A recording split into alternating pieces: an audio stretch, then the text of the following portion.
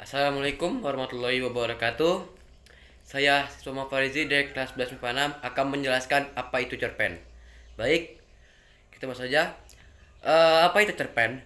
Cerpen atau cerita pendek merupakan cerita yang melukiskan peristiwa pada suatu saat dan tidak perlu mengakibatkan perubahan nasib.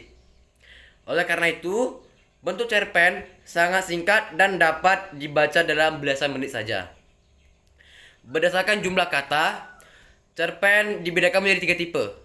Yang pertama, cerpen mini atau flash ialah cerpen dengan jumlah kata antara 750 sampai 1000 kata.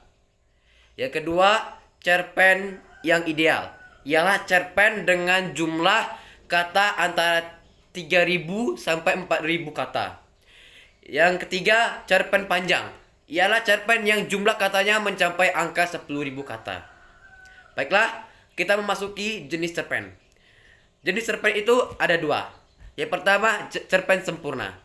Cerpen sempurna ialah cerpen yang berfokus pada satu tema, dengan plot yang sangat jelas dan akhir yang mudah dipahami.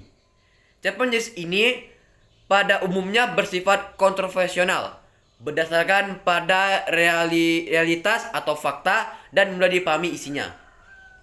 Yang kedua ada cerpen takatuh, ialah cerpen yang tidak fokus pada satu tema, plot atau alurnya tidak terstruktur dan kadang-kadang dibuat mengambang oleh cerpenisnya. Cerpen jenis ini pada umumnya bersifat kontemporer dan ditulis berdasarkan ide-ide atau gagasan yang orisinal sehingga lazim disebut sebagai cerpen ide atau cerpen gagasan. Secara rinci, cerita pendek memiliki ciri-ciri berikut. 1. Alur lebih sederhana, singkat dan padat. Yang kedua, tokoh yang dimunculkan hanya beberapa orang. Yang ketiga, bahasanya sugestif dan menarik perhatian. Yang keempat, mempunyai satu konflik atau satu permasalahan utama. Yang kelima, beralur tunggal. Yang keenam, menggambarkan watak tokoh secara sederhana. Yang kedelapan, tidak lebih dari 10.000 kata. Yang kesembilan, habis dibaca sekali duduk. Baik, kita masuk ke unsur instruktif cerpen.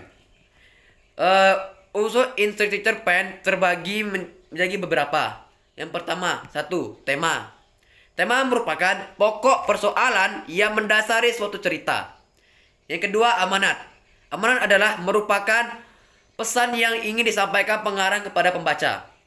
Yang ketiga, penokohan atau perwatakan. Penokohan atau perwatakan adalah pelukisan mengenai tokoh cerita, baik lahirnya maupun batinnya seperti rupanya, pandang hidupnya, keyakinan dan adat istiadat. Begitu pula dengan sikap dan tindak tanduknya seperti peramah, pemarah, penolong, sabar, kikir dan lain-lain. Ada 3 cara untuk melukiskan watak tokoh. Yang pertama, analitik. Analitik adalah pengarang langsung menceritakan watak tokoh. Yang kedua, dramatik. Dramatik adalah pengarang melukiskan watak tokoh dengan tidak langsung. Yang ketiga, campuran. Campuran adalah penggabungan analitik dan dramatik. Pelaku atau tokoh dalam cerita terbagi menjadi 5. Yang pertama, pelaku utama. Yang kedua, pelaku pembantu. Yang ketiga, pelaku protagonis. Yang keempat, pelaku antagonis. Yang kelima, pelaku tritagonis. Lalu, ada latar atau setting. Latar atau setting merupakan tempat, waktu, atau suasana yang terdapat dalam cerita. Latar tersebut memiliki 3 macam. Yang pertama, latar tempat, latar waktu, dan latar suasana. Selanjutnya, ada alur atau plot. Alur atau plot adalah rangkaian kejadian atau susunan peristiwa yang membentuk sebuah cerita, yang pada umumnya terjadi dari beberapa tahapan. Tahapan-tahapan alur ada tahapan perkenalan atau eksposisi. Yang kedua, tahap pertentangan atau konflik. Tahapan pertentangan atau konflik ini terbagi menjadi 2 lagi. Yang pertama, konflik internal dan konflik eksternal. Yang ketiga, tahap penanjakan konflik atau komplikasi. Yang keempat, tahap klimaks. Yang kelima, tahap penyelesaian. Macam-macam alur terbagi menjadi 3, yaitu ada alur maju, alur mundur, dan alur gabungan. Lalu selanjutnya ada sudut pandang. Sudut pandang adalah kedudukan pengarang atau cara bercerita pengarang dalam ceritanya. Sudut pandang dibedakan atas berikut. 1. Sudut pandang orang ke-1. Sudut pandang orang ke-1 adalah pengarang berfungsi sebagai pelaku yang terlibat langsung dalam cerita. Sebagai pelaku utamanya adalah aku, saya, kata ganti orang pertama jamak, kami, dan kita. Yang kedua, sudut pandang orang ketiga. Sudut pandang orang ketiga adalah pengarang berada di luar cerita. Ia menuturkan tokoh-tokoh di luar, tidak terlibat dalam cerita. Pelaku utamanya adalah ia, dia, mereka, kata ganti orang ketiga jamak, dan nama-nama lain. Lalu ada gaya bahasa. Gaya bahasa adalah gaya bahasa menyangkut kekhasan berita sang pengarang dalam mengolah ceritanya. Baik, kita masuk ke dalam unsur ekstrinsik cerpen. Unsur ekstrinsik cerpen ada 4. Yang pertama, keadaan subjektivitas individu pengarang, raisalnya, keyakinan dan pandangan hidup.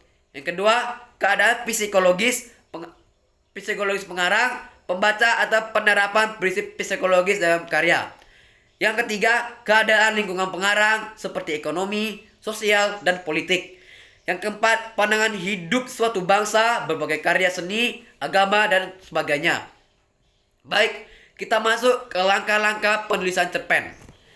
Langkah-langkah penulisan cerpen. Yang pertama, kita harus merumuskan ide cerpen.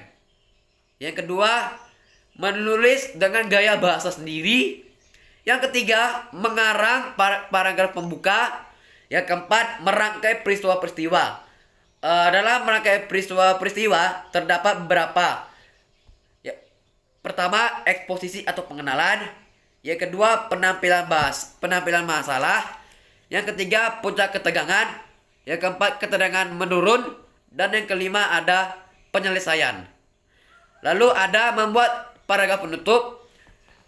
Lalu ada 3 cara membuat paragraf penutup. Yang pertama, ending tertutup. Yang kedua, ending terbuka. Yang ketiga, ending yang mengejutkan.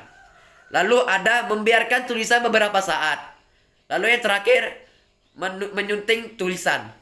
Baiklah, itulah yang dapat saya jelaskan mengenai apa itu cerpen. Bila ada salah kata, mohon maaf. Saya akhiri. Wassalamualaikum warahmatullahi wabarakatuh.